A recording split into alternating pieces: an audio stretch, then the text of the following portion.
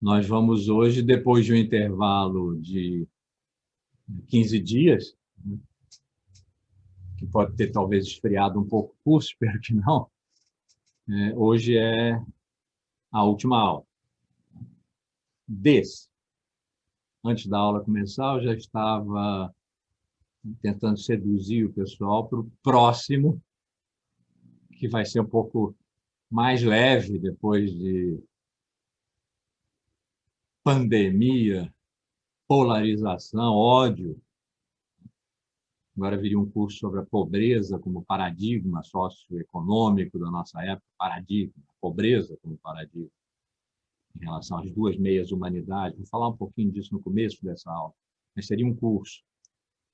Mas aí eu resolvi dar um tempinho e voltar para a minha questão da vida inteira, que é a questão da verdade. Mas não contar a história dela toda como eu faria há 2, 3 anos atrás.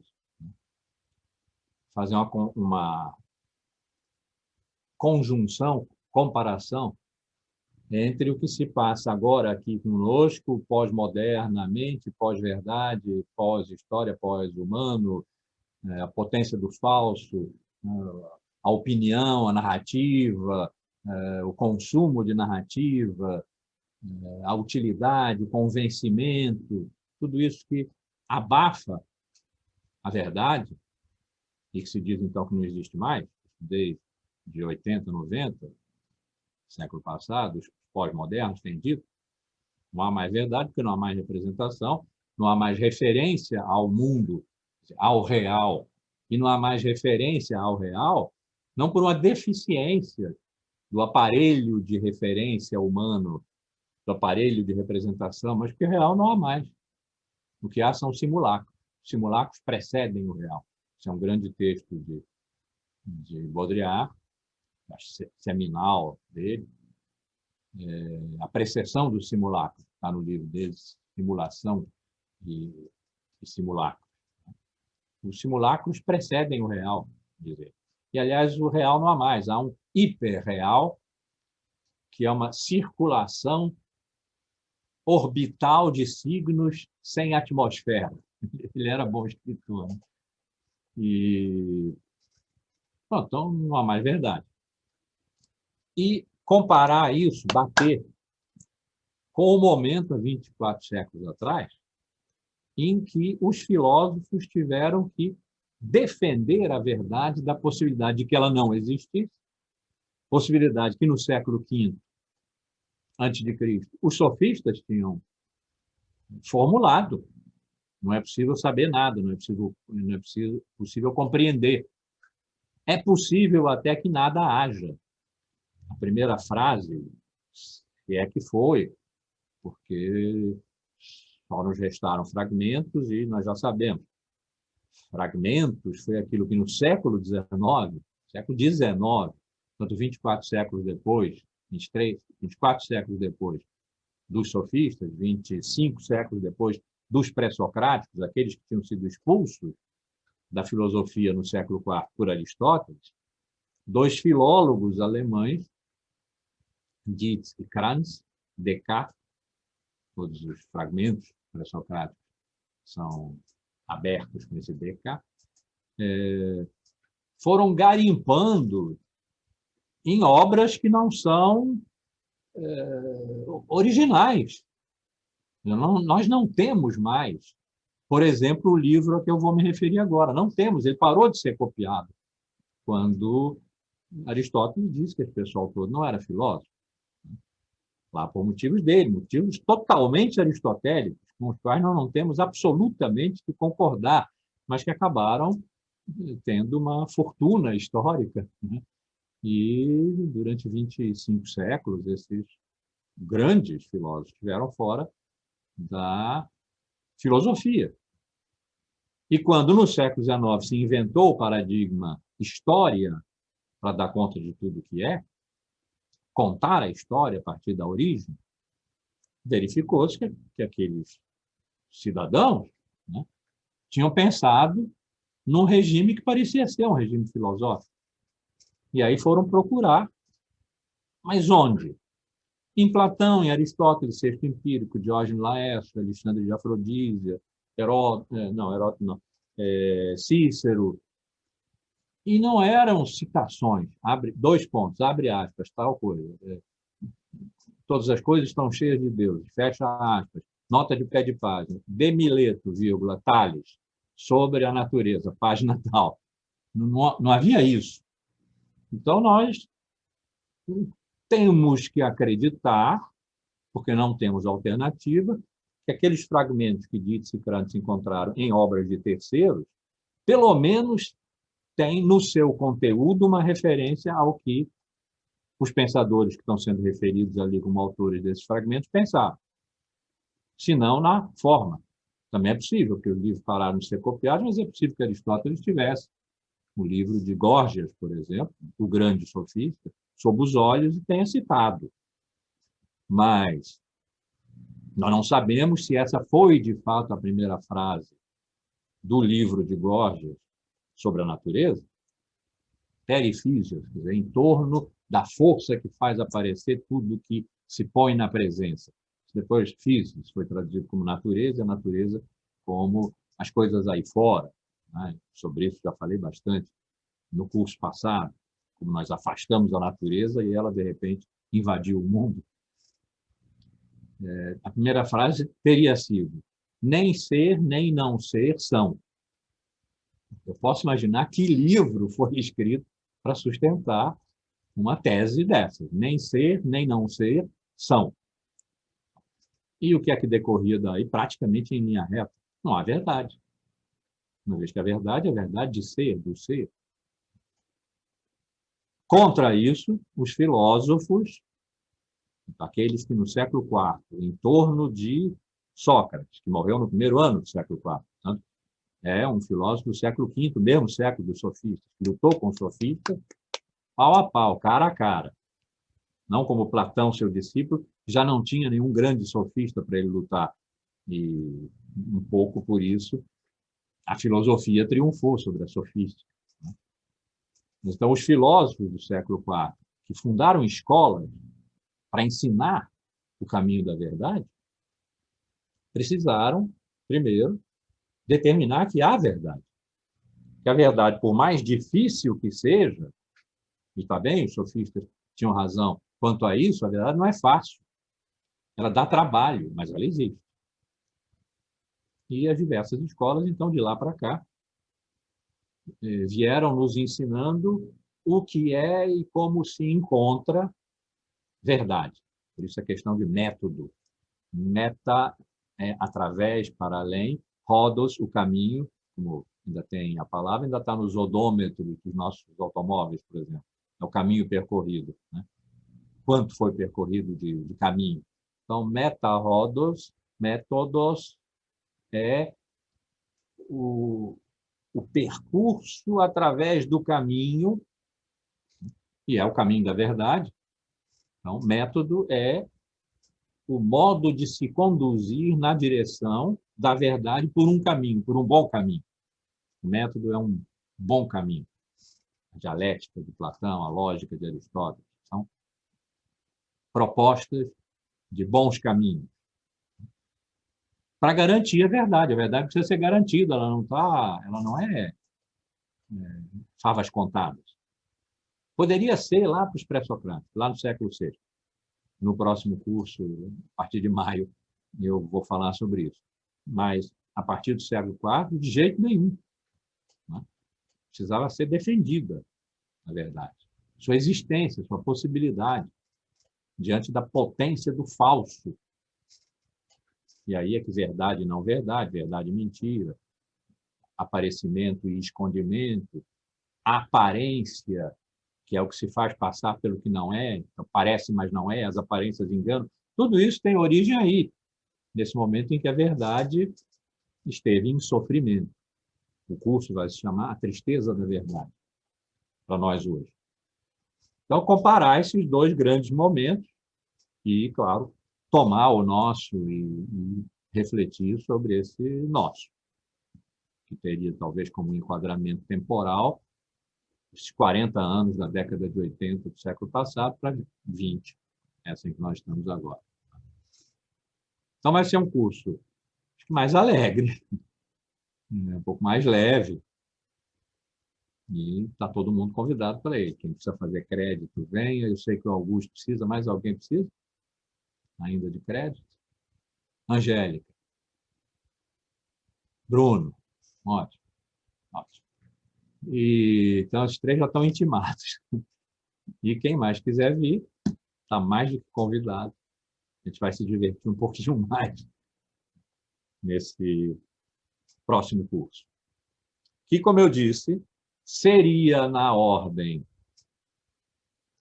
dos ensaios que eu escrevi durante a quarentena, quando a quarentena parecia uma coisa que ia acabar no final de março. No final de março, minha filha anotou no diário de quarentena dela: hoje, papai descobriu que a quarentena não leva 15 dias, porque foi a primeira indicação era essa, né? 15 dias, depois a gente sabe. E agora estamos há mais de um ano. Segunda-feira, dia 29, eu vou fazer meu segundo aniversário na quarentena. Não sei se, como nos prisioneiros, isso conta um ano a mais de vida ou um ano a menos de pena. No dia 29 eu vou ver e digo para vocês. Então, na sequência desses 6 ensaios da quarentena, estão saindo em livro, abril deve sair. Eu falaria agora da pobreza, como paradigma da nossa época. Essa ideia das duas meias humanidades. Não de uma humanidade excluída, mas de uma meia humanidade cuja exclusão é paradigmática, constitui o paradigma da nossa época. Essa é uma hipótese que eu, modestamente, considero interessante, que dá a pensar, mas que vai ficar para um pouco mais adiante, para o curso, talvez, lá de outubro. Não sei bem como é que esse calendário maluco vai ser resolvido, mas talvez por aí, por outubro. Mas eu parei na aula passada, na aula do dia 3, né? Parece, antes dessa interrupção de 15 dias, justamente entrando nessa questão. Porque, e vou retomar, então, a partir daí. Isso prenuncia um pouquinho o que pode vir a ser mais adiante no curso sobre a pobreza, mas visto aqui sob a ótica das polarizações. Não, portanto, no vivo da matéria da pobreza e da desigualdade, mas sob a ótica das polarizações, ou seja, do não haver meio. Então, eu acho que comecei a dizer, pela minha marcação das notas aqui, eu comecei a dizer isso, que o mais grave da polarização, de todas as polarizações, é que, ao excluírem, serem excluídos da vida todos os eles, como se tratasse só de política. Então, um partido, outro partido, o partido nós, o partido eles, um dos dois vai ganhar e o outro será excluído. Essa exclusão agora se caracterizando por uma destruição, né? Varrer para fora do mapa. Isso já foi dito mais de uma vez. Já se disse da esquerda para a direita, por exemplo, o DEM, na época ainda se chamava PFL, seria varrido do mapa político. E, mais recentemente, o atual presidente, quando ainda candidato, bem no fim da campanha, eu acho, disse que levaria essa petralhada para Ponta da Praia. Ponta da Praia, depois, quem não sabia, depois descobriu, era um lugar onde eram desovados os torturados e mortos no tempo da ditadura. Então, realmente, havia, metaforicamente, eu imagino que metaforicamente, não uma ideia de alternância que é a ideia democrática por excelência. Essa alternância pode ser longa ou curta, né? Mas é preciso que ela esteja sempre no horizonte, mas uma exclusão. E uma exclusão que impeça o retorno. Essa é, ao que tudo indica, a conjuntura atual, ou talvez melhor, a estrutura atual, e quando eu digo atual, digo conjuntural. É nesse momento. Não sabemos quanto tempo dura. Eu falei na aula passada aqui das placas tectônicas, né? O movimento dessas oposições que não se resolvem por sínteses superiores, dialeticamente resolutivas das contradições. Não, são tensões, usei o modelo heraclitiano, tensões de contrários, como de arco e lira, é um dos fragmentos dele, né? O divergente e o convergente, tensões de contrários, como de arco e lira, sem os quais não há música. Se não houver arco e lira como contrários, que se encontram, se tensionam, não há música. Então, há uma positividade nas tensões, mas nesse momento em que as tensões estão postas na dimensão das polarizações, portanto, da exclusão, e essas polarizações, de certa forma, metaforizam o mais radical das tensões, que é a tensão das duas meias-humanidades, que não têm condições de se confundir, de uma entrar sobre a outra, como naquele jogo das marés, de que eu tanto falo aqui, né? Um jogo de maré precisa de diferença, precisa de terra e água. E precisa de movimento. Quando a água cobre a terra, temos maré alta. Quando a água reflui e a terra aparece, temos maré baixa. É necessário que haja a tensão de terra e água e uma interação entre elas para que haja marés. É preciso que haja movimento. Eu estou propondo aqui que a tensão que constitui o corpo do mundo globalizado pela eficácia tecnológica e o consumo, que se confundem, pela eficácia tecnológica e o consumo, e que deixa fora meia humanidade que não consome, uma parte da qual não consome o suficiente para se manter em vida. Não há maré, não há interfecundação de água e terra. A exclusão parece ser, ainda que isso seja conjuntural, ou seja, ainda que isso não dure para sempre, não seja uma fatalidade eterna, mas nesse momento tudo leva a crer que é a própria estrutura do mundo globalizado pela eficácia tecnológica e o consumo, enquanto ele assim durar, essa exclusão estrutural. Também várias vezes eu disse aqui, exclusões sempre houve. É mesmo da natureza das sociedades, porque há poder,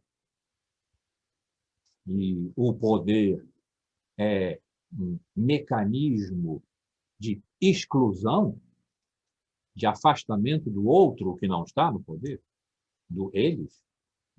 Mas há reversibilidade. Há eleições e há alternância. Ou, do ponto de vista econômico, há desempregados que estão excluídos, mas que se empregam. Quando os empregados abusam das reivindicações de melhores condições de trabalho, aumento de salários, etc., são mandados embora, tornam-se desempregados. E os desempregados que aceitam trabalhar por menos em piores condições, porque estão desempregados, qualquer coisa é melhor do que nada, né? Aceitam aquilo e passam de excluídos a incluídos. Essa é a essência do capitalismo selvagem, que depois se abrandou em diversos sentidos, mas cuja essência continua sendo essa. Como na escravidão. O escravo era excluído por excelência, ele não era pessoa, ele era coisa. As coisas se dividiam entre móveis, imóveis e semoventes. Os semoventes eram, por exemplo, os cavalos e os escravos, que se moviam por si mesmos, não eram movidos por outra força, como os automóveis. Esses são bens móveis. Né? Mas eles podiam ser libertos. Eles podiam se libertar em insurreições, como houve tantas, de escravos. Ou eles podiam ser libertos pelos seus senhores, por iniciativa própria, ou pela lei, como a da abolição, que libertou mais ou menos. Mas a reversibilidade da exclusão, essa em que nós vivemos hoje, ou melhor, essa em que vive meia humanidade, que não está em condições de consumo, nem do gozo tecnológico, que faz o mundo ser o que ele é, o mundo globalizado ser o que ele é, concentração no espaço-tempo, uma globalidade. Ao contrário, aqueles que vivem num regime de localidade, de impossibilidade de expansão para além do seu lugar próprio, que no mais das vezes é um lugar da morte, ou de uma vida extremamente diminuída, humilhada, batida. Parece que, na medida em que nós não temos no horizonte nenhuma visibilidade de uma revolução que redistribua a riqueza de tal maneira que esses excluídos passem a ter condições de consumir. Ou até que a globalização deixe de ser regida pelo consumo e pela eficácia tecnológica, portanto, da disponibilidade de tecnologia, e venha a se fazer de outra maneira, uma globalização, talvez a globalização seja irreversível, um fenômeno irreversível. Essa pangeia virtual, essa concentração de toda a Terra num lugar só, no lugar virtual, esse em que nós nos encontramos aqui, por exemplo, talvez seja irreversível e seja um ganho. Mas feito da maneira que foi, que está sendo feito, segundo a disponibilidade da tecnologia e sua eficácia, e o consumo que ela gera, porque põe ela, a tecnologia, porque põe o mundo em situação de mercado, pode se transformar. E esse é o momento em que as placas tectônicas dessas duas meias humanidades que estão em confrontação e fricção batem e tsunamis se produzem. Tsunamis, convulsões. Eu fiz, na última aula, a metáfora da crise epilética. O nosso cérebro também são dois meios cérebros, mas é um cérebro só. Mas são dois meios cérebros, com funções diferentes, intelectivas e afetivas, motoras e de linguagem, diferentes, localizações diferentes, com uma cesura no meio. Quando, por efeito de uma irritação elétrica qualquer, a energia elétrica de um lado do cérebro passa para o outro, há uma convulsão. Então, estou usando isso como uma metáfora para o choque dessas placas tectônicas, ou seja, dessas duas meias humanidades. Não sabemos como. Pode ser por uma transformação significativa do modo da globalização, que poderia ser puxado por alguma coisa que nós tivéssemos aprendido, viéssemos a aprender com esse período em que estivemos dentro, e em que o dentro foi o lugar da vida, não o mercado, não o lá fora, não ir ao mercado, mas estar na vida, conservando a vida, Se nós fôssemos capazes, talvez estejamos, não sei, estou um pouco cético a esse respeito, de tirar daí um novo modo de conceber a humanidade, se nós tivermos condições de compreender que humanidade passou a ser outra coisa no momento em que toda e qualquer pessoa esteve submetida ao mesmo risco mortal, a vida de toda e qualquer pessoa foi apresentada a ela segundo a morte próxima, isso também já se falou muito aqui, a morte próxima, espera curta, etc., suspensão do presente. Né? Se nós tivermos a sabedoria de retirar daí uma compreensão de humanidade diferente da que, pondo o mundo em situação de mercado, de consumo, produziu duas meias humanidades aparentemente irreconciliáveis, quer dizer, uma exclusão estrutural. Então, essa que é, possivelmente,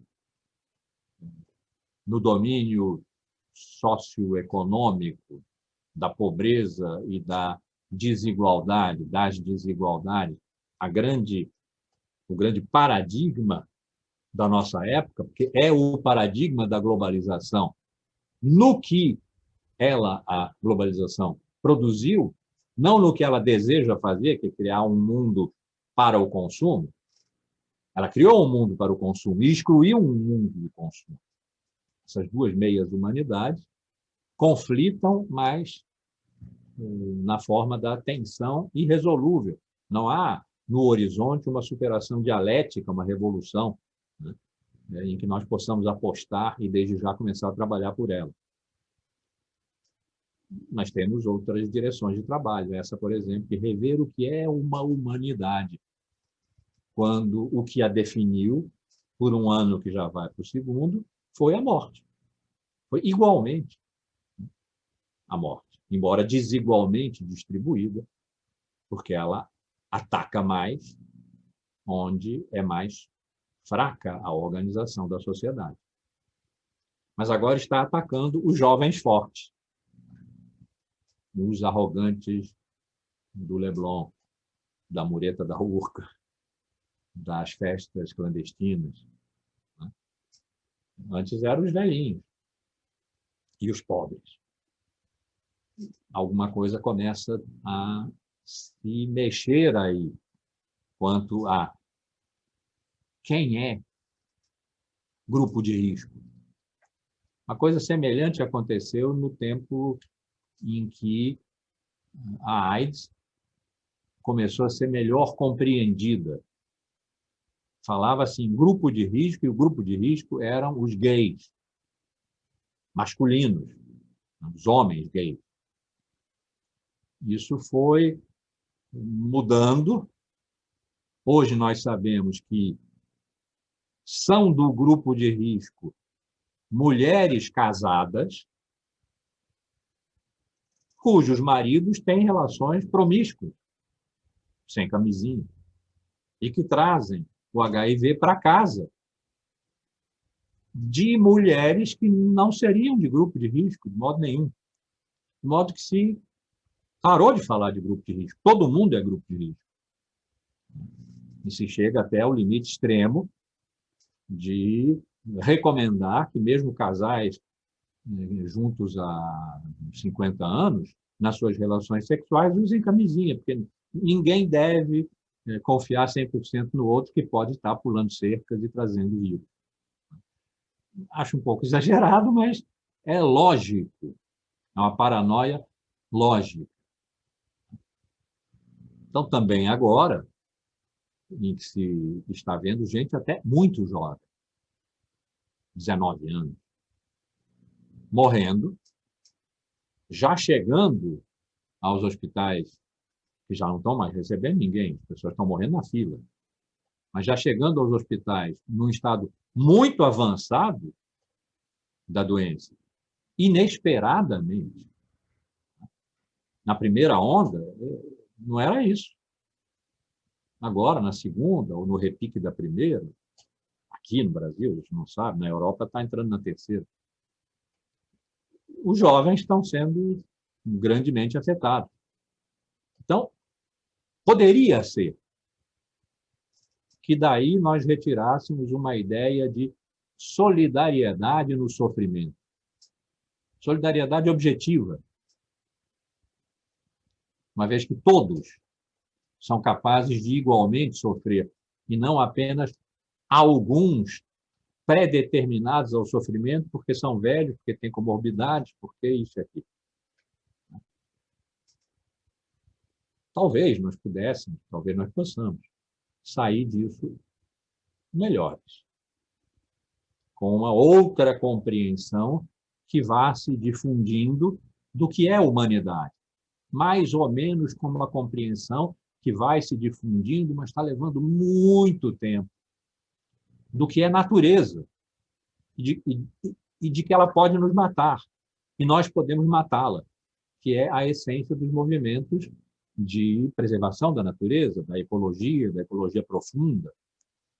Está levando muito tempo para essa conscientização se fazer, mas é também porque a extinção da natureza e a nossa, nessa época do antropoceno, é daqui a muito tempo. Ultrapassa em muito o tempo da nossa vida, mas essa não. Essa da pandemia é próxima.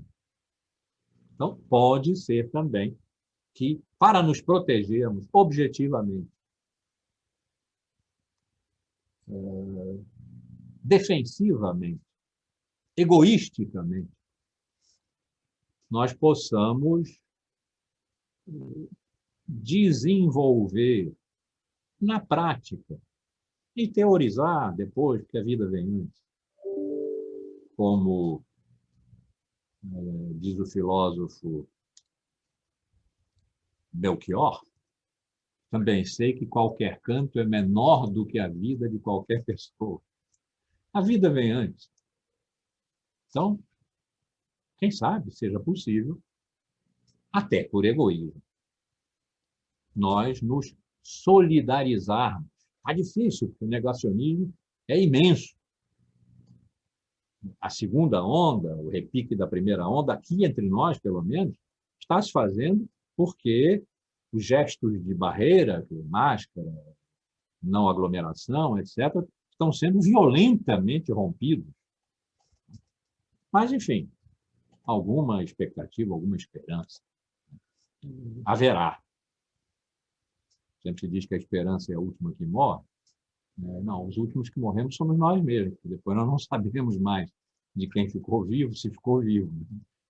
Mas, então, alguma esperança sempre há, sempre haverá, às vezes muito frágil, às vezes muito desesperançada, mas alguma haverá, de que nós possamos sair disso melhores e de que, portanto, as duas meias humanidades possam encontrar um certo modo de se marejarem, de fazerem maré, de ter pelo menos praia, em que a água chegue, lamba e volte.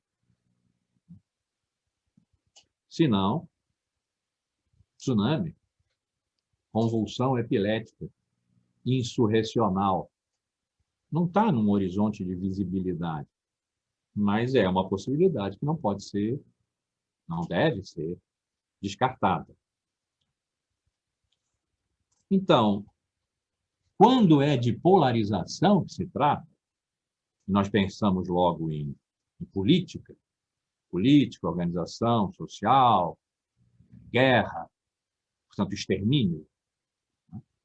Portanto, extermínio significa, no regime de polarização, é extermínio. Política, num regime de não polarização, tem meio. E onde tem meio, tem reversibilidade. E não extermínio. Mas num regime de polarização, os polos metaforizam no espaço público, no espaço da política, que é cada vez mais mercadológica, no sentido de que vigora na dimensão do convencimento, da venda de produto.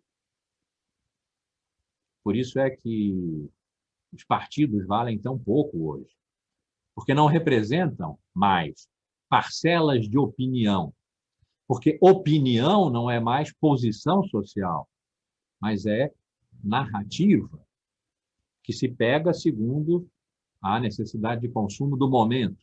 E aí falamos em crise da representação, e é verdade, ela existe, mas precisa ser mexida. Não é para nós aceitarmos simplesmente que, porque há crise de representação, não há mais representação, não haverá mais representação, e, portanto, a política, o político, como Baudrillard dizia, acabou. Mas nesse regime, em que parece que é assim, que as coisas se comportam e se comportarão, extinção de, fim de, isso é próprio desde da época dos pós-modernos, fim do real, fim da representação, fim do sujeito, fim da verdade, fim do fundamento.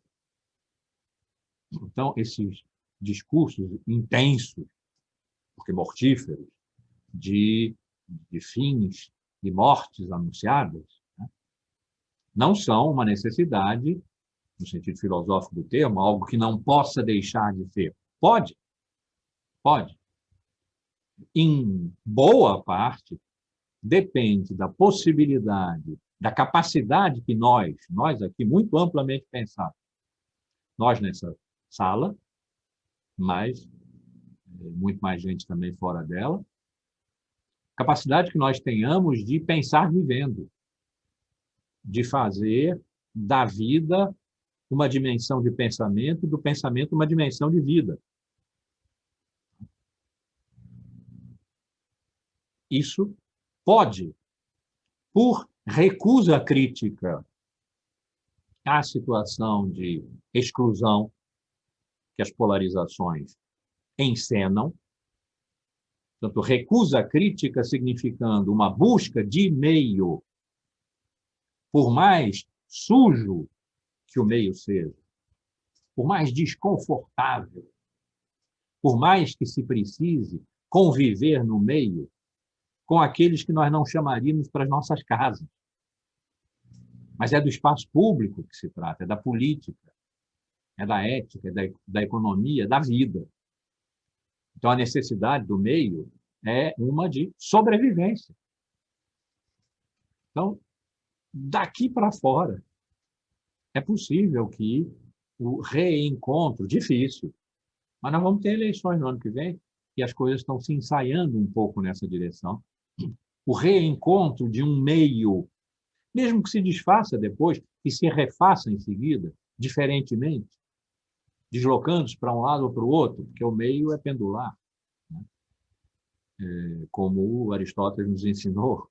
De novo digo, a coragem não é o meio termo geométrico, milimétrico, entre a covardia e a temeridade. A coragem está mais próxima da covardia, porque a covardia preserva a vida. E a filosofia serve, a ética serve, para alcançar a felicidade, para viver feliz. Não se vive feliz quando não se vive. A temeridade arrisca a vida e, portanto, fere o princípio ético da felicidade. A covardia faz o contrário, mas também não se move. A coragem é o que se move no meio e pendula um pouco entre esses dois extremos. É esse pêndulo que está faltando. O relógio em que o pêndulo se pendura para poder pendular foi tirado da parede. Precisa botar de novo, precisa botar de volta e pendurar o pêndulo nele, e dar corda e deixar que ele se mova. É possível. É desejável. É altamente desejável. E se o desejo tem alguma eficácia na vida, e tem, é possível. Enquanto isso, as polarizações, a falta de meio, metaforizam essas duas meias humanidades.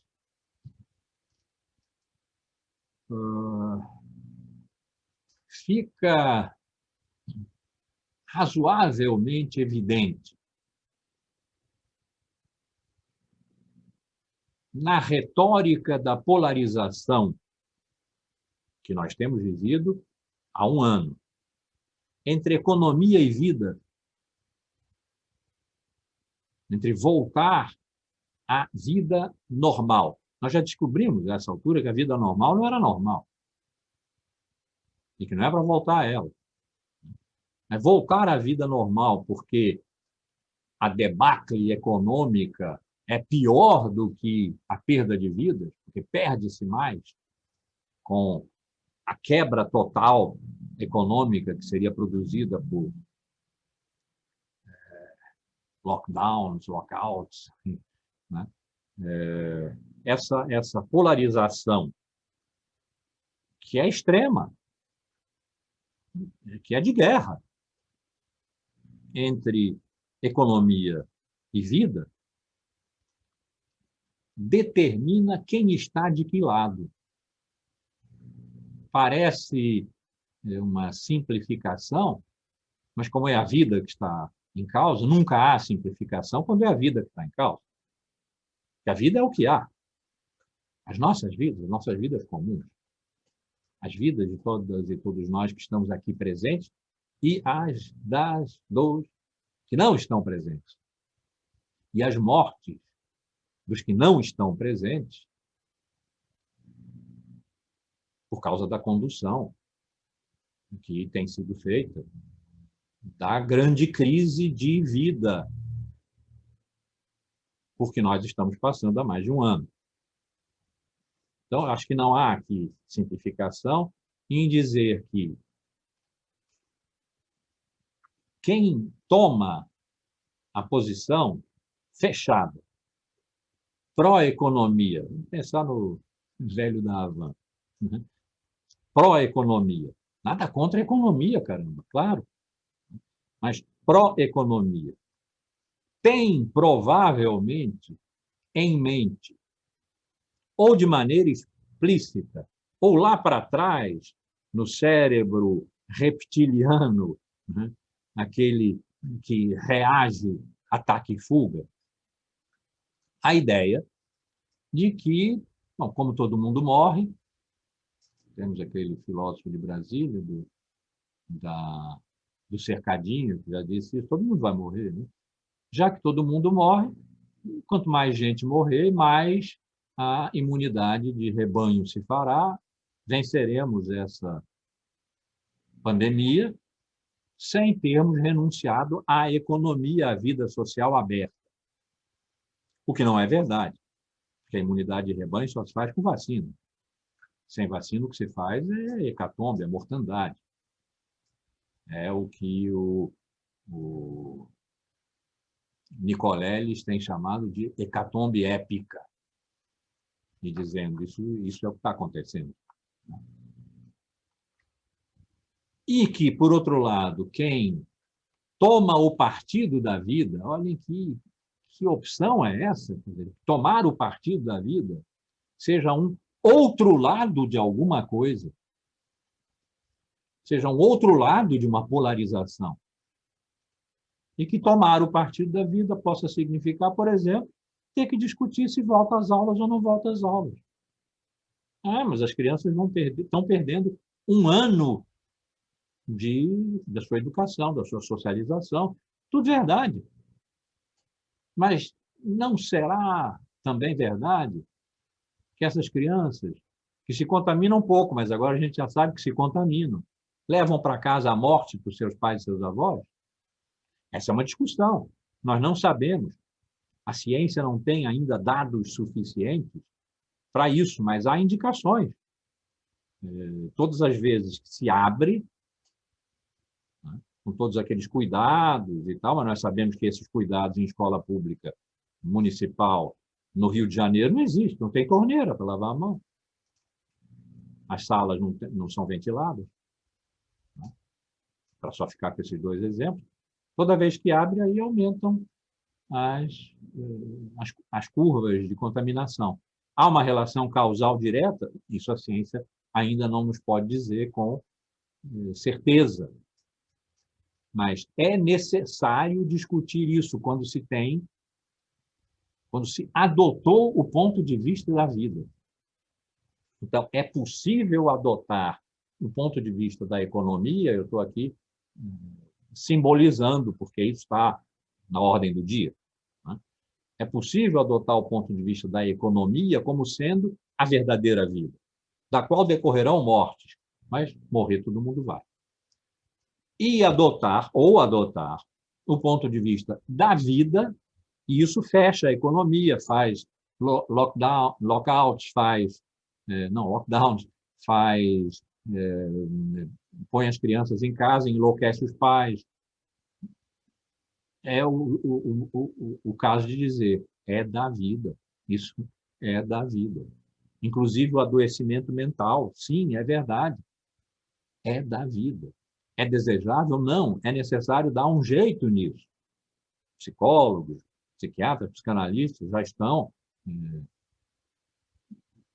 engajados em teleatendimentos e estão conscientes disso, a universidade está consciente disso.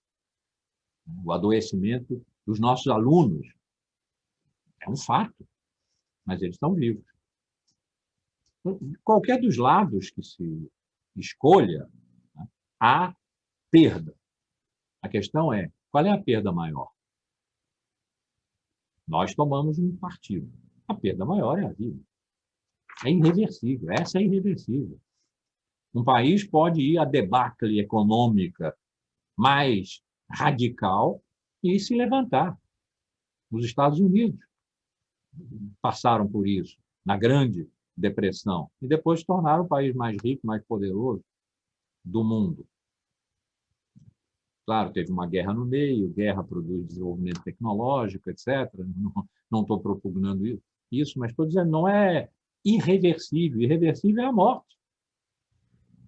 Mas, claro, quem diz isso? Quem adotou a vida como ponto de vista e considera, portanto, que a perda econômica é, sendo recuperável, menos importante do que a defesa da vida, porque a não defesa da vida implica numa perda maior do que a econômica, implica na morte.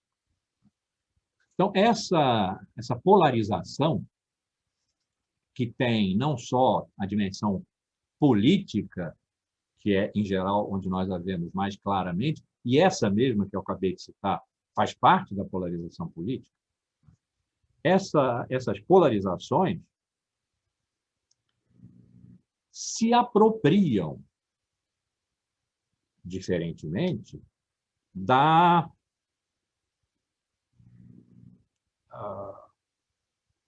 do mais radical paradigma da nossa época, que é o das duas meias-humanidades. Dependendo de quem esteja lá,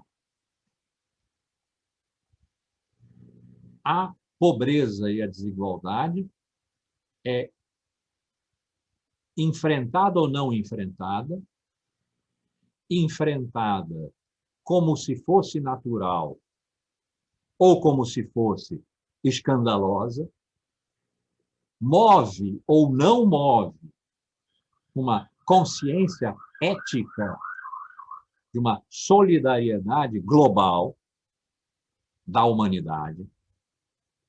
Então, vamos pensar na distribuição das vacinas. Ela está sendo feita de maneira extremamente desigual. Os países pobres não estão recebendo as vacinas. A OMS teve que entrar para fazer um fundo para distribuição de vacinas para os países pobres, porque senão não chegariam lá. Por quê? Porque as polarizações se apropriam das duas meias-humanidades e defendem a sua. E a sua é aquela que é capaz de consumir. Por exemplo, de consumir vacina. É aquela que é capaz de comprar. De ter vacina porque comprou. Ou porque produz. E tem, portanto, a disponibilidade tecnológica eficácia tecnológica e consumo, que é o que rege a globalização. A outra meia humanidade não tem vacina, a não ser que haja uma intervenção. Essa intervenção, por exemplo, a OMS ou a Organização Latino-Americana de Saúde, a OLAS, está fazendo, intermediando, é um modo de encontrar meio e de não encerrar, porque ela é muito poderosa, mas de mitigar a polarização, as polarizações. Um modo de encontrar meio. O que é meio aqui? Quem, no regime de polarização, estaria num polo não vacinável, porque a vacina não chegou lá, será trazido para uma posição vacinável, porque determinou-se uma ruptura parcial e frágil das polarizações, trazendo para dentro o que estava para fora, os não vacináveis, porque não tem capacidade de consumir, nem capacidade tecnológica de produzir. Então, apenas um exemplo, OMS, né, para indicar os modos de apropriação num regime de polarização da pobreza paradigmática estrutural. Nós temos o hábito, que não tem nada de incorreto, de pensar que só a esquerda se incomoda com a pobreza e com a desigualdade. A esquerda se incomoda com a pobreza e com a desigualdade estruturalmente. É o que a faz ser esquerda, inclusive. Mas a direita também se incomoda. Mais com a pobreza do que com a desigualdade, porque a desigualdade, a direita, não estou falando da extrema-direita enraivecida, hidrófoba, mas a direita, que a gente agora está na contingência de chamar de direita civilizada, né? Sabe que pobre não consome e que, portanto, determinados programas de distribuição de renda, não de riqueza, de distribuição de renda são importantes para aumentar o nível de consumo. Por isso é que o Bolsa Família nunca foi destruído pela direita, porque ela gera consumidores. Então, esse é um modo de apropriação da pobreza, por motivos de aumento de consumo. O outro modo de apropriação da pobreza, a pobreza estruturante, paradigma socioeconômico da nossa época, que a esquerda faz, é para eliminação da pobreza, por distribuição de riqueza, não só de renda. A distribuição de renda diminui o impacto da diferença social sobre os pobres quando lhes dá, por exemplo, aqueles R$600 do auxílio emergencial, que estão passando agora 150 até 375, ou seja, muito abaixo da cesta básica. Diminui-se provisoriamente, porque é a prazo certo, a pobreza, mas ela não é excluída enquanto não se fizer redistribuição da riqueza, que existe em abundância suficiente para que não haja mais pobreza, nem riqueza extraordinária dos bilionários, trilionários, que são aberrações, são 1% da humanidade. O 1% da humanidade, já disse aqui várias vezes, o 1 e o 10, porque são as duas referências que se fazem para medir coisas diversas, mas o 1 e o 10% concentram metade da riqueza produzida pela humanidade. 99% ou 90% dividem a outra metade desigualmente. Já disse isso aqui, repetirei várias vezes. Portanto, há riqueza suficiente, se 1%, 10% concentram metade, há riqueza suficiente para que a outra metade não tenha que dividir as migalhas que restam. Porque nós estamos falando, então, de 50% da riqueza mundial sendo dividida por 6 bilhões e 300 milhões de pessoas. Nós pensamos a humanidade com 7 bilhões, 10%, 700 milhões, 6 bilhões e 300 milhões dividem entre si 50% da riqueza, enquanto os 10% restantes, ou mais escandalosamente 1%, portanto 100 milhões, concentram os outros 50%, são 46%. Os outros, quase 50%. Então, a distribuição de riqueza elimina a pobreza. Claro que isso tem uma qualidade utópica enorme nas condições de existência social, socioeconômica, em que nós vivemos hoje. Mas, como eu sempre tenho dito aqui, usando aquela metáfora do nadador, né, que eu criei e acho boa, e continuo usando até deixar de ser boa,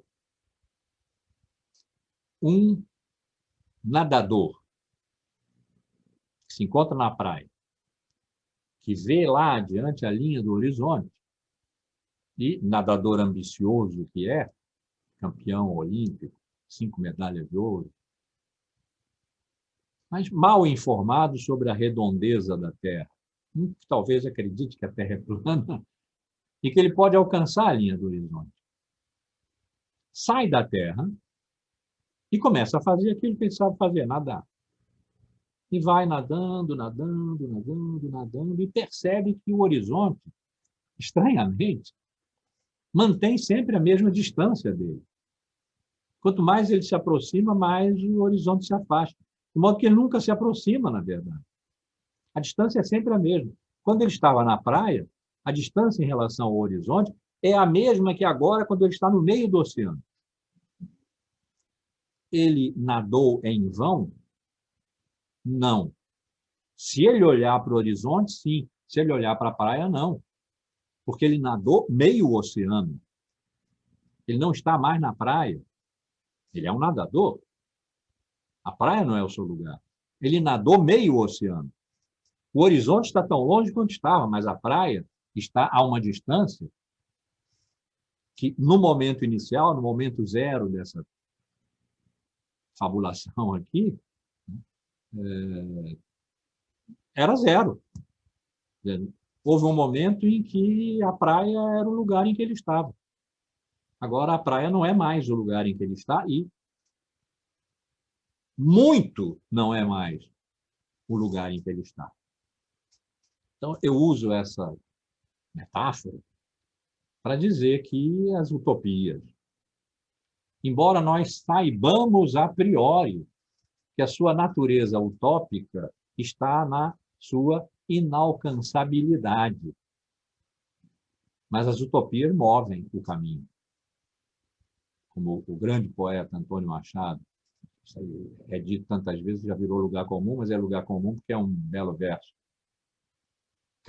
Caminhante não há caminho, o caminho se faz ao caminhar. Isso significa, antes de começar a caminhar, não há caminho. Pode haver uma estrada, pode haver o que for, mas o caminho só existe se o caminhante se põe a caminhar. Isso também é uma metáfora de grande intensidade poética para dizer que se nós não caminharmos, não há caminho e tudo fica igual. De modo que as utopias são um modo de não ficar tudo igual. Mesmo que nós saibamos que não vamos chegar lá, porque lá é um lugar que não existe. É um lugar do desejo.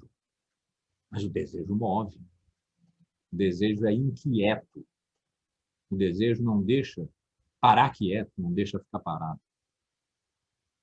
Então, sim, há riqueza suficiente para que ninguém morra de fome. Há riqueza suficiente para que ninguém seja pobre.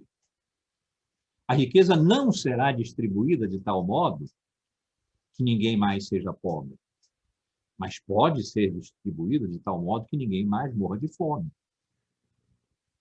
Para isso é necessário que as polarizações se desfaçam. Quer dizer, que se encontre um lugar do meio em que seja possível negociar distribuição de renda e riqueza. Estou dizendo isso para indicar que as polarizações políticas não ignoram a grande estrutura paradigmática da nossa época, que é a existência da pobreza estrutural.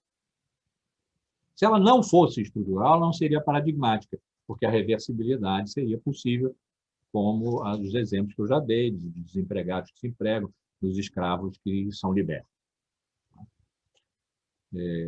Ela é estrutural. Nesse momento, por quanto tempo não sabemos, de modo que ela é simultaneamente estrutural, porque é estruturante, e conjuntural, porque pode ser passageira. Ela é desse tempo, não sabemos por quanto tempo. E não sabemos como sair dela. Por isso aqui as metáforas do tsunami e da crise epilética, da convulsão. Não sabemos. Sabemos que é necessário encontrar um lugar do meio. E que esse lugar do meio não é encontrado sem um trabalho. E que esse trabalho é essencialmente político, ético e político. E que os extremos das polarizações sabem disso.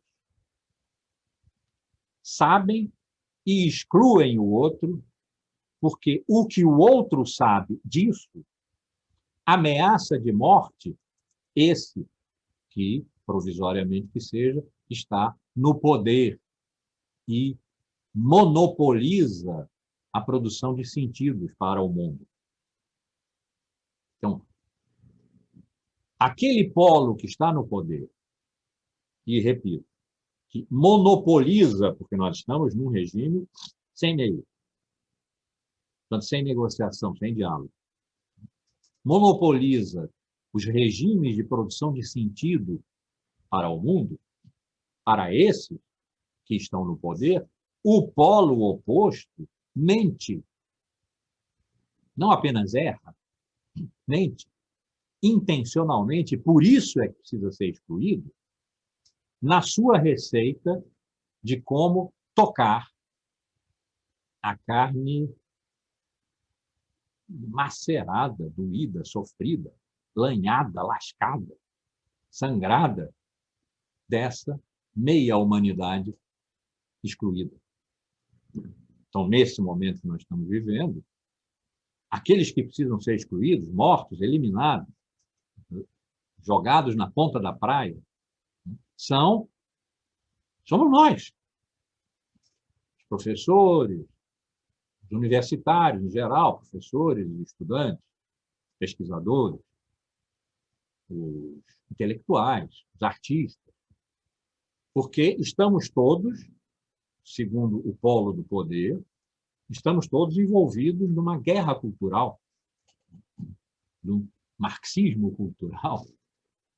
A luta de classes não se passa mais, então, na economia, passa-se na inteligência, passa-se na cultura. E por isso nós precisamos ser excluídos e temos visto o crescendo dessa exclusão. Quando um professor, um grande professor, um grande pesquisador, que é o Elau, mas não precisava ser grande, precisa fazer com o Ministério Público um termo de ajustamento de conduta, um TAC, termos de ajustamento de conduta, em que se compromete a não atacar por palavras, por pensamento, por opinião, reflexivamente, a não atacar o ocupante do poder por 2 anos, alguma coisa muito grave está acontecendo, que é uma evolução das coisas muito graves que já vinham acontecendo, mas que se passavam na ordem do discurso e em algumas dimensões administrativas, burocráticas. Quantas vezes se falou na extinção da CAPES, por exemplo? Nós reagíamos, e esse governo é especialista em recuar, né?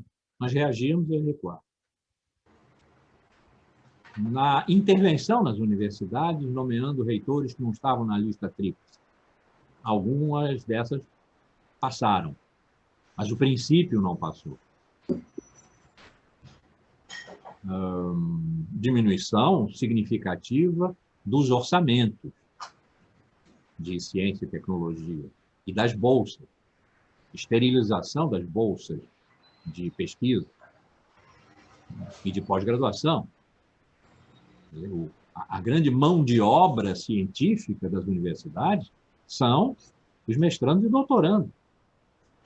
Os pesquisadores, professores, são um número bastante reduzido. O que é que faz grupo de pesquisa? É que a esses pesquisadores se agregam seus orientandos, da iniciação científica ao pós-doutorado. Isso que é um grupo de pesquisa. Se cortam as bolsas, o pesquisador fica sozinho e inabilitado, incapaz da pesquisa, a não ser que ele seja assim vagamente filósofo, só precisa dos seus livros, mais ou menos. E se não tem recursos próprios suficientes, precisa de orçamento para comprar livro. E se não tiver orçamento, não compra livro.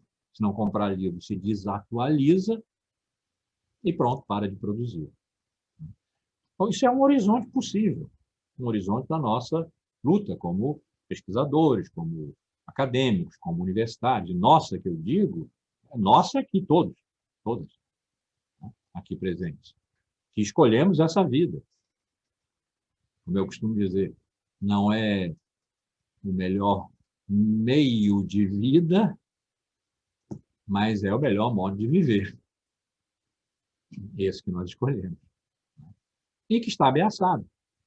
Nós somos eles que têm uma visão da pobreza e das desigualdades que é ética, reflexiva, não é econômica, do tipo, quem quiser trabalhar, trabalha. Quantas vezes eu já ouvi isso? De gente muito próxima.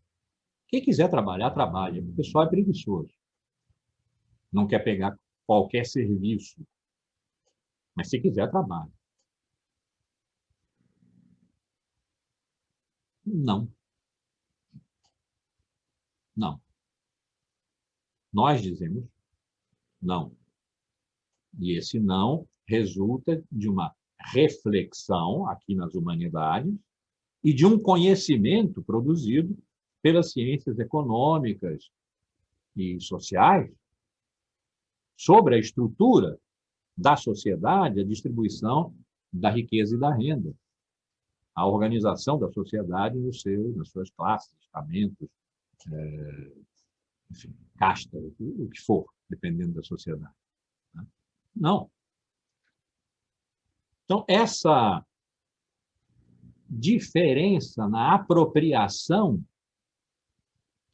do paradigma radical da nossa época, insisto, radical porque a exclusão parece ser estrutural, portanto, irreversível. Não fosse, não seria um paradigma. Seria uma situação socioeconômica, dramática, onde nós poderíamos, de algum modo, meter a mão. Mas há duas meias humanidades. Há uma meia humanidade excluída, aparentemente, enquanto durar o modelo de globalização, que é o nosso, movido pela eficácia tecnológica, e quem não tem disponibilidade tecnológica, notinha de pé de página. Nós estamos com dificuldade de dar aula não presencial, porque há muitos alunos e alunas que não dispõem dos artefatos tecnológicos necessários para receber essas aulas. Tem um celular na família, por exemplo, ou nada. Não tem programa de dados. A universidade se empenhou muito em comprar isso e distribuir, mas, pelo Brasil afora, nós sabemos que um número muito grande de estudantes do primário, chamar meu termo, ensino fundamental, até a universidade, estão fora das salas de aula virtuais, porque não tem condições tecnológicas de inclusão. Não tem condições tecnológicas de consumo, seja de consumo cultural, seja de consumo material e até comer. Então, essa exclusão estrutural é apropriada pela... Estamos nas polarizações, né? Então é esquerda e direita, não tem meio aqui. Haverá. Porque se até o ano que vem não houver, é a catástrofe. Mas no momento, não há. Começando a haver, talvez. Então, no regime das polarizações, esquerda e direita. A esquerda se apropria do regime da exclusão estrutural de um modo que propõe uma quebra relativa nesse regime. E entram aí utopias. E é bom que entrem.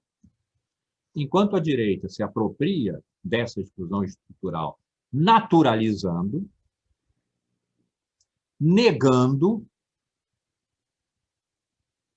e remendando o auxílio emergencial agora, por se chamar, inclusive, emergencial, porque não tem nada de minimamente, conjunturalmente, numa conjuntura longa, estruturante de distribuição de renda, né? É um remendo.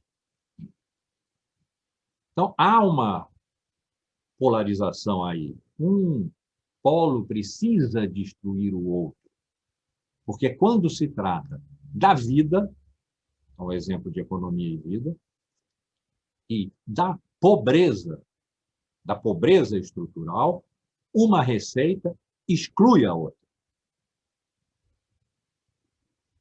E exclui significa a outra não pode estar presente. Se estiver presente, desestrutura a maneira como o polo de poder organizou a sua lida com a sociedade, com a vida e com o mundo. Então, há uma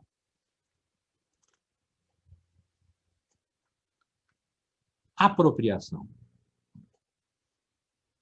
do paradigma fundamental da nossa época, que é o da pobreza e da desigualdade. Nos dois polos da polarização.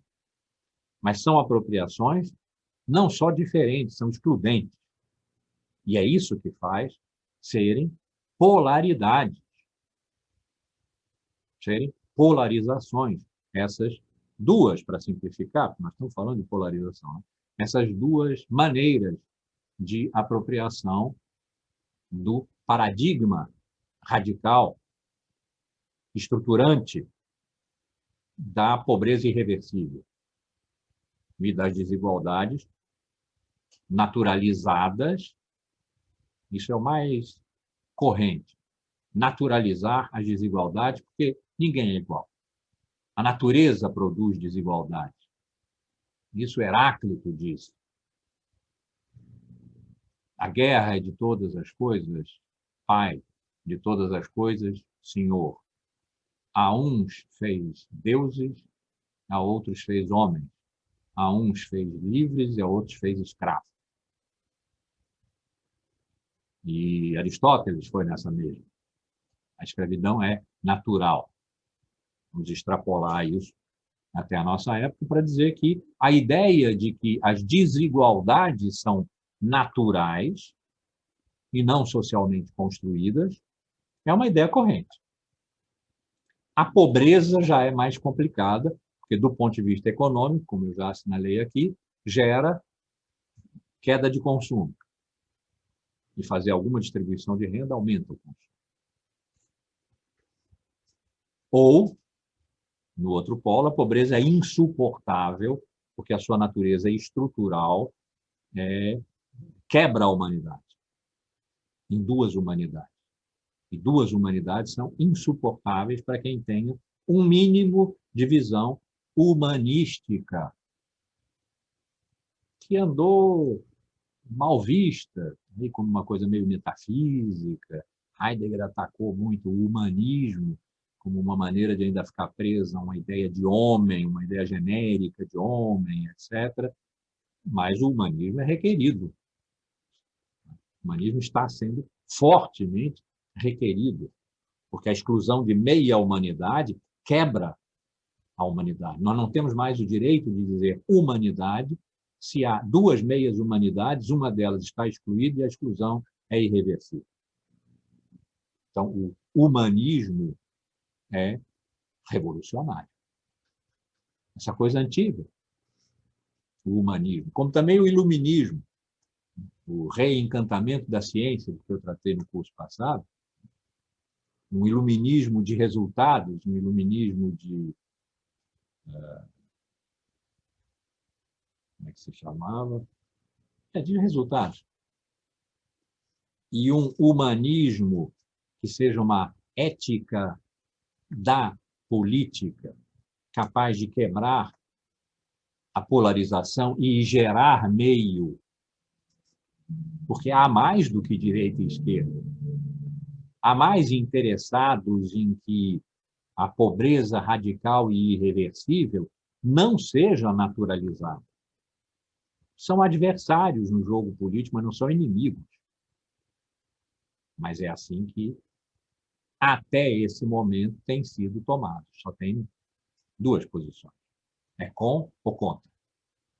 Agora nós estamos começando a encontrar pessoas com quem vamos ter que conversar e de que não gostamos.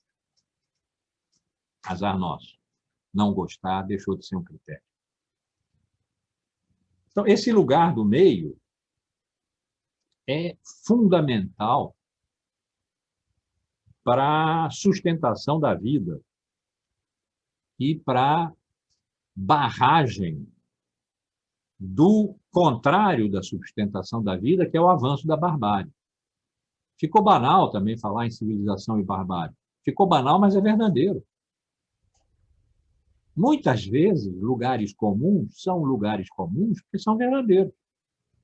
E são muito partilhados por serem verdadeiros e acabam sendo uma banalidade, um modo de dizer, quase um cacuete. Mas civilização e barbárie, nesse momento, não são cacuete, não. São realidade viva. Realidade viva que envolve a morte, ou em que a morte envolve a vida.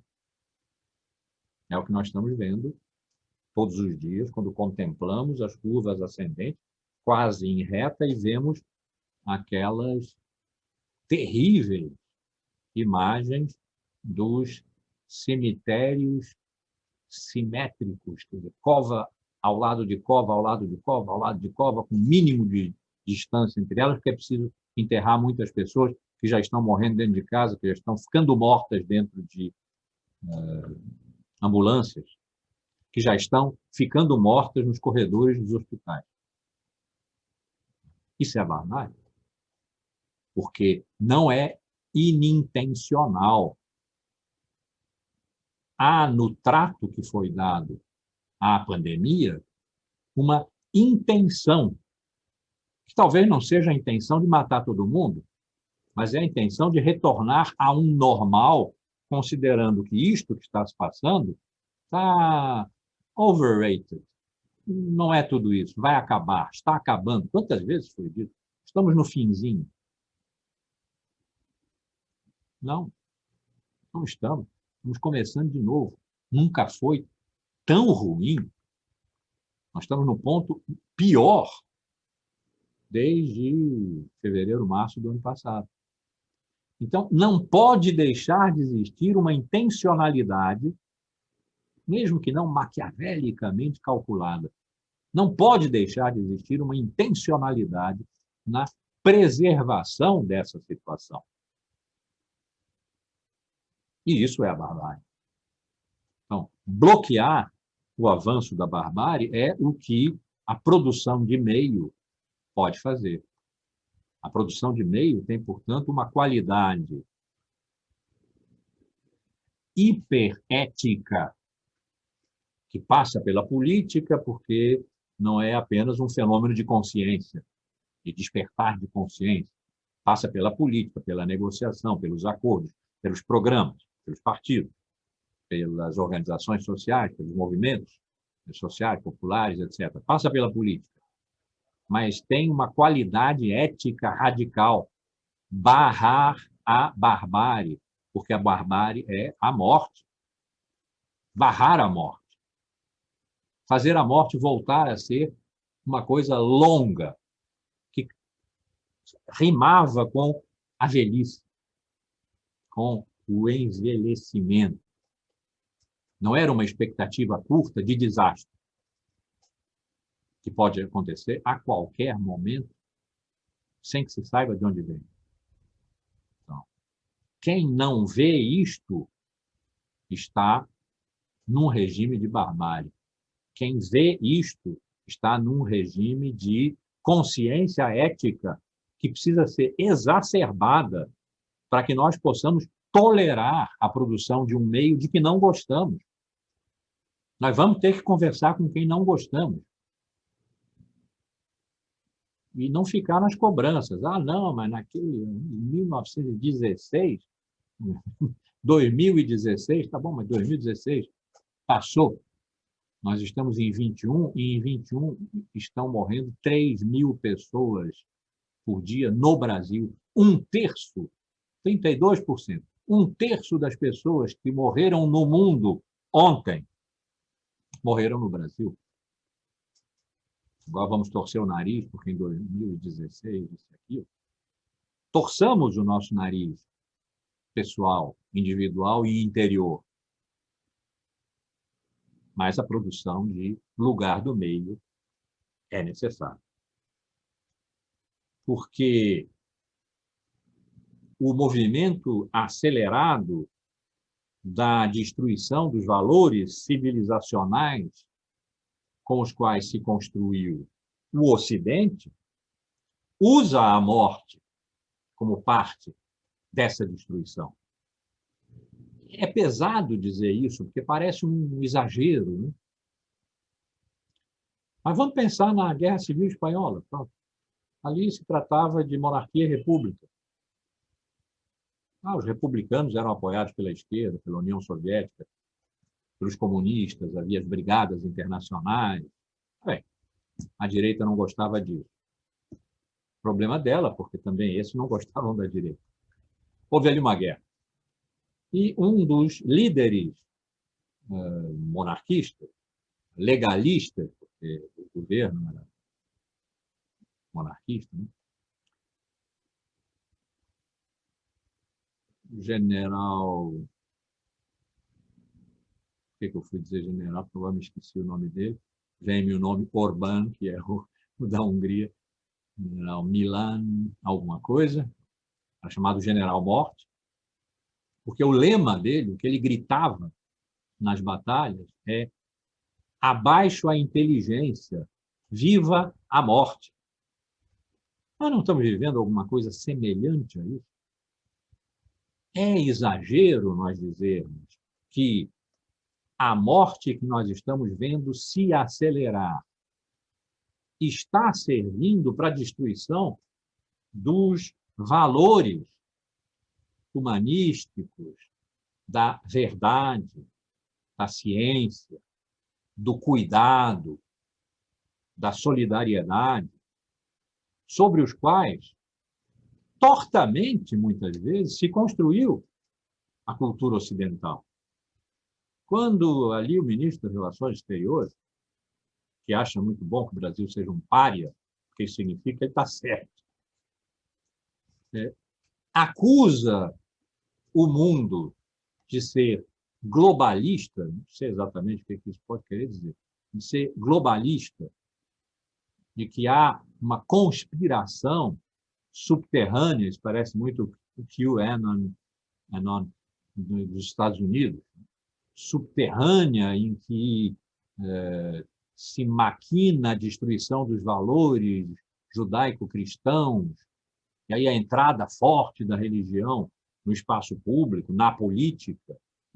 Enfim, tudo isso está em vias de destruir, não acontecerá, mas está na tentativa de destruir. Há todo um programa de costumes em relação a isso. Menino usa azul, menina usa rosa, né?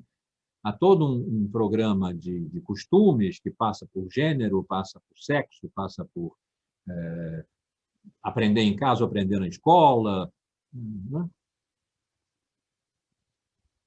Que tende à destruição dos valores do público, do comum, do societário, da sociedade aberta, aberta ao mundo,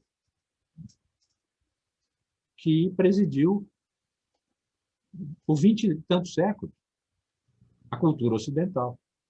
Então, barrar a barbárie significa barrar as forças de destruição dos valores fundamentais da nossa cultura.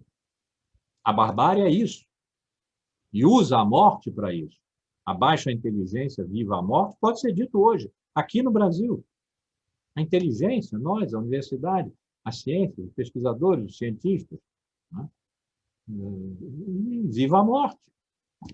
Pode-se dizer outra coisa? Quando se chega a esse nível de morte, morte real, morte verdadeira, né? E nada é seriamente feito para deter essa curva, como se ela fosse natural, e lamentavelmente só foi dito num discurso ontem, pela primeira vez. E, lamentavelmente, 300.000 pessoas morreram.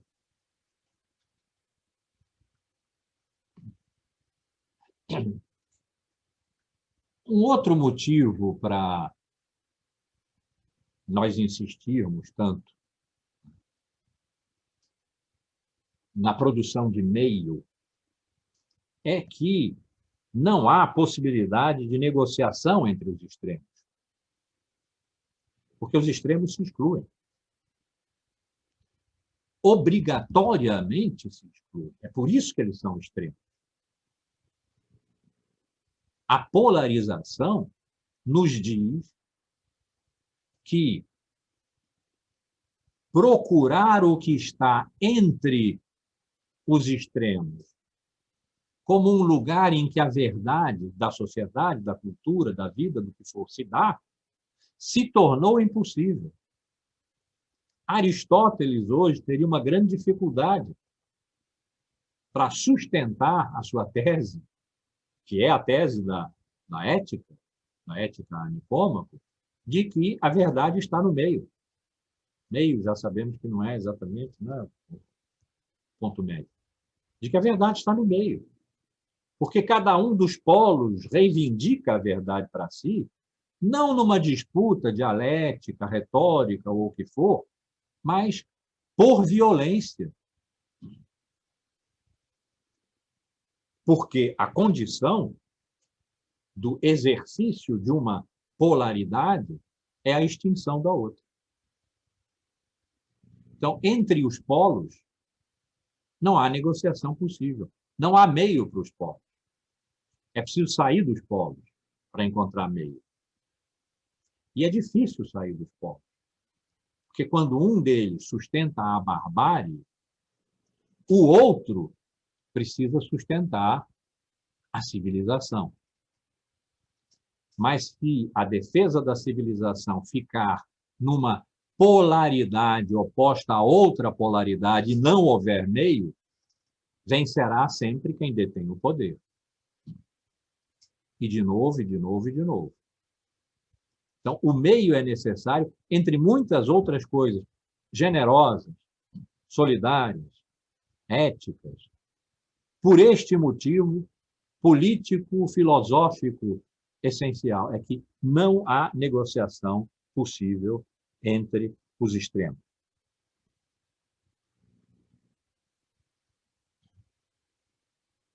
Me ocorre aqui uma experiência pessoal. Eu estava em Paris, portanto, vivi com uma agudeza de quem não só foi testemunha, como estava dentro. Em 2015, janeiro de 2015, quando o auto-intitulado Estado Islâmico invadiu a sede do semanário satírico, muito violento, Charlie Hebdo, e matou um montão daqueles desenhistas que ridicularizavam o profeta, Maomé. Ridicularizavam Jesus também, o Papa, mas ridicularizavam Maomé. Num país laico e democrático, como a França, em que a liberdade de expressão só não há absoluta porque tem um limite na lei. E é na lei que se vai procurar a satisfação quando essa liberdade foi ultrapassada e feriu alguém.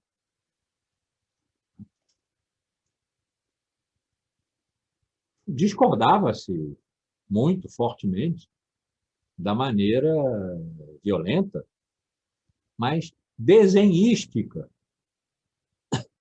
com que o Charlie Hebdo tratava temas de muita sensibilidade.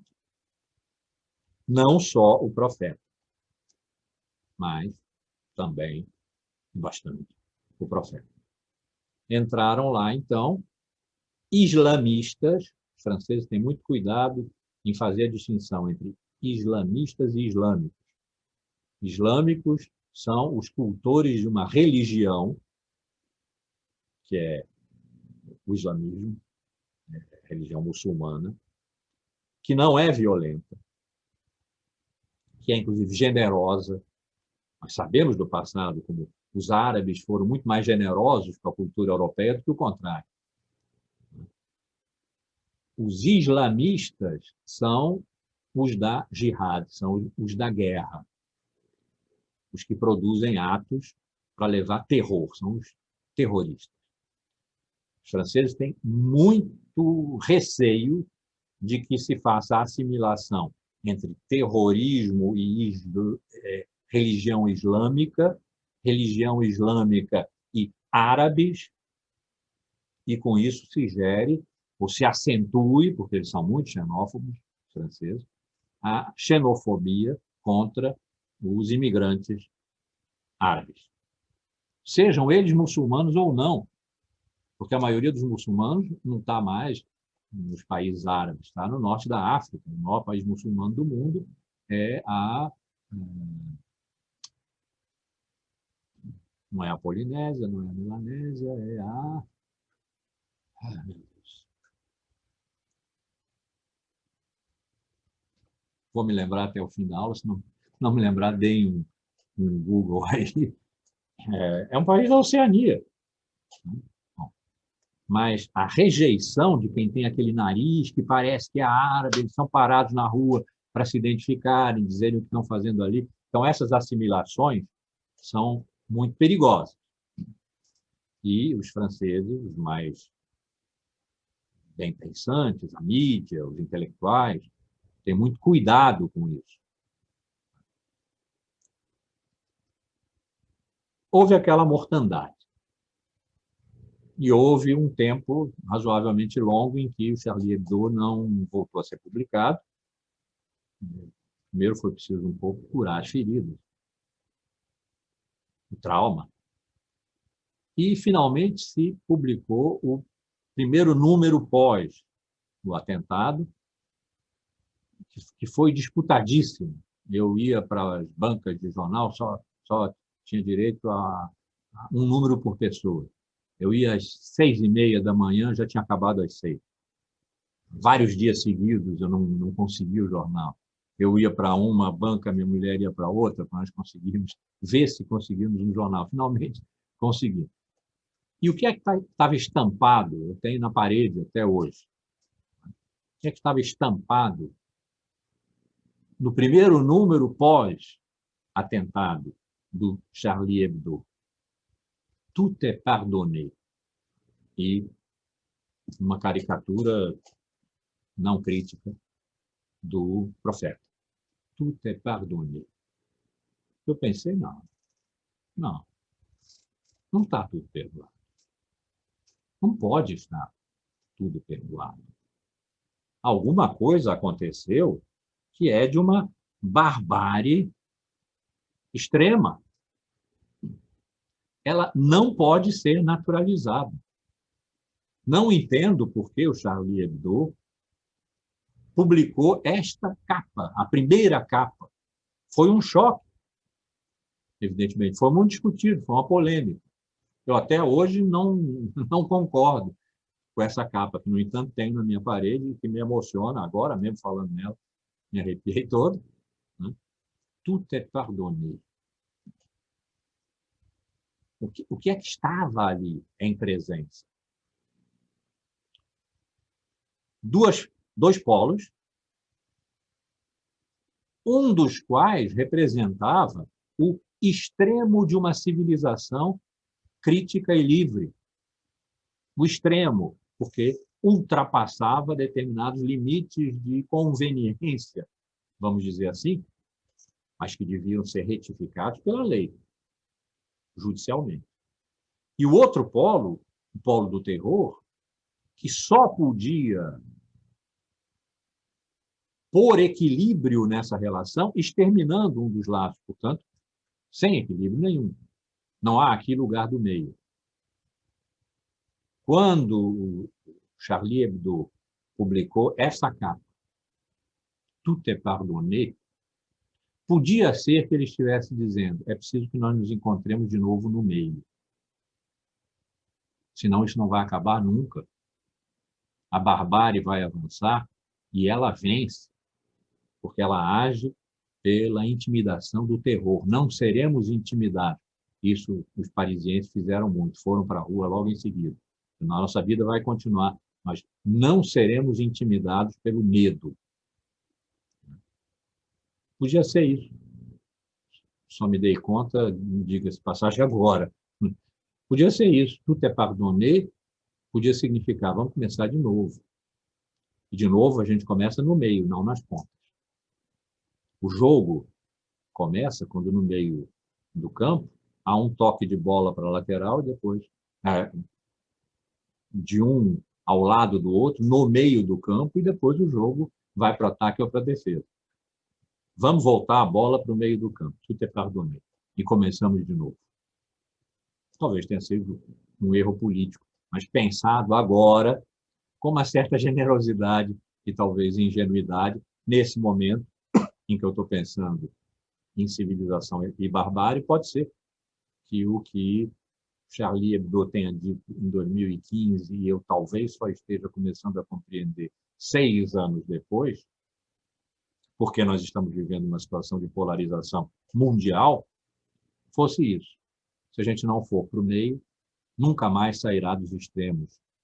E a barbárie predominará, a barbárie vencerá a civilização.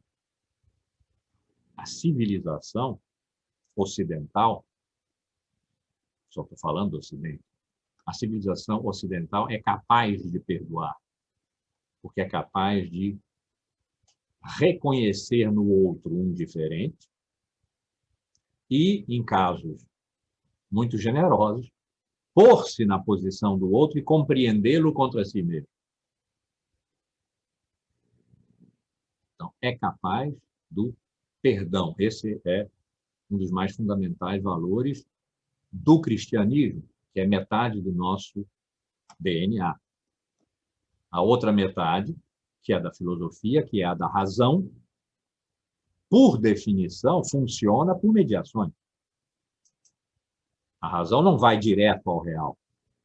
Precisa de mediações, precisa de raciocínio, precisa de acordo entre universal e particular. Aristóteles ensinou isso. Como é que se raciocina? Como é que se pode ter certeza de que um enunciado é verdadeiro? Quando se combinou adequadamente, para isso existem regras, quase uma matemática lógica, quando se combinou adequadamente um princípio universal, que é uma premissa maior de um raciocínio, com um princípio que é uma realidade particular, e dela se retirou um acordo, que é a conclusão particular universal. O grande exemplo aí, sempre dado, é todo homem é mortal, isso vale para todos os homens. É universal. Ora, Sócrates é homem, isso vale para Sócrates. Não se sabe dos outros se são homens, mas Sócrates é homem. Logo, Sócrates é mortal. Logo, esse homem, que é um particular, um existencial, tem a qualidade universal de todos os homens. Isso é uma mediação. O raciocínio correto, e naquele momento correto significou verdadeiro, o raciocínio correto, verdadeiro, só se faz por mediação. Isso é a outra metade do nosso DNA. Então, podemos dizer, usando a palavra mais forte aí, que é da constituição genética da nossa cultura o perdão. Pôr-se no lugar do outro, compreendê-lo contra nós mesmos e perdoar. Tout est pardonné pode ter sido um brilhante insight de que o que estava em jogo ali era a essência da nossa civilização. Hoje, está sendo extremamente difícil perdoar. Como eu já disse aqui mais de uma vez, os negacionismos, as aglomerações voluntárias, porque há quem viva em regime de aglomeração. Pequenas casas, muita gente, nas comunidades pobres. Mas as aglomerações voluntárias, sem máscara, são imperdoáveis, enquanto se mantiver o regime de polarização. Não sei se chegaremos à posição Charlie Hebdo, tout est pardonné, porque talvez nem tudo seja perdoável, porque talvez exista mesmo o imperdoável, porque talvez nós tenhamos que voltar a pensar sobre a natureza do mal. Isso que eu estava chamando aqui a barbárie, sobre a natureza do mal, que nós levamos séculos, a filosofia levou séculos para excluir esse maniqueísmo da vida, mas as polarizações trouxeram de volta. A busca do lugar do meio pode nos ajudar a perdoar, pode nos ajudar a compreender que há males, mas não necessariamente o mal. Ainda não sabemos. Talvez uma investigação sobre o que significa, nesse momento nosso, verdade, porque é isso que se dá no meio. A verdade não está nos extremos. Nos extremos ela se anula, porque é ou bem ou bem. A verdade, que como Aristóteles ensinou, está no meio. Uma reflexão sobre a verdade pode nos ajudar a pensar, repensar os extremos, as polaridades, a civilização e a barbárie, o perdão e o imperdoável, o mal E é isso que eu me proponho a fazer no próximo, vamos chamar, período. A gente não sabe, que começa em maio, né? Pensar sobre a verdade como hoje ela se dá para nós a partir dos pós-modernos. A verdade não há mais, a pós-verdade. Não há mais discurso de verdade, há narrativa de conveniência, de utilidade, para gerar convencimento. Esse convencimento implica em consumo. A utilidade é da ordem do consumo, certamente não é da ordem da verdade. Retornam a doxa, a opinião é que define a pós-verdade. É assim que o dicionário de Oxford define pós-verdade. É quando não se tem mais a possibilidade de decidir entre as opiniões aquela que é verdadeira e toma-se aquela que é mais favorável, o que é mais útil. Então, o retorno da opinião, do pseudos, do esconder-se atrás do que aparece. Tudo aquilo que foi guerra do pensamento entre os filósofos e sofistas, séculos IV para V para trás, e que os filósofos venceram, garantiram a verdade durante 24 séculos, se encontra agora de novo em risco de perda, não simplesmente em risco de mudança. A verdade mudou muitas vezes de cara durante esses 24 séculos, muitas, em risco de perda. De modo que nem é tão absurdo, embora possa ser para os historiadores clássicos uma pergunta idiota. Não será que, finalmente, pacientes durante 24, 25 séculos, hoje, os sofistas, de volta, tenham vencido aquela batalha, aquela guerra, cuja primeira batalha eles perderam no século IV? Não digo que sim. Não digo que sim. Não é a minha hipótese. Mas é uma coisa a considerar quando, em maio, o nosso curso, repito, todo mundo convidado para ele, começar. Porque nós nos encontramos, de certa forma, numa situação sofística. Quando não há mais discurso da verdade, mas narrativa da utilidade, da conveniência, e escolha da melhor opinião, nós estamos descrevendo o que, pelos testemunhos que nós temos, sobretudo dos diálogos de Platão, os sofistas pensavam. Eles perderam. Mas isso nunca esteve ausente das tensões da verdade ao longo da história do Ocidente, pensada só gregamente. Está presente hoje. Que nível de presença? Com que agudeza de perigo, de ameaça, isso se apresenta para nós hoje? Então, vamos pensar a verdade, de maio a sei lá quando, outubro. Vamos pensar a verdade e ver se ela consegue iluminar essa conjuntura dramática das polarizações, das oposições absolutas, que só podem ser resolvidas por exclusão, por morte, sem negociação possível, sem lugar do meio, que põe em presença civilização e barbárie e defesa da morte, defesa da vida. Então, esse curso acabou. Mas o pensamento que move esse curso, Deus seja louvado por isso, não. E vamos, então, continuar. Eu espero que nós estejamos juntos, juntas.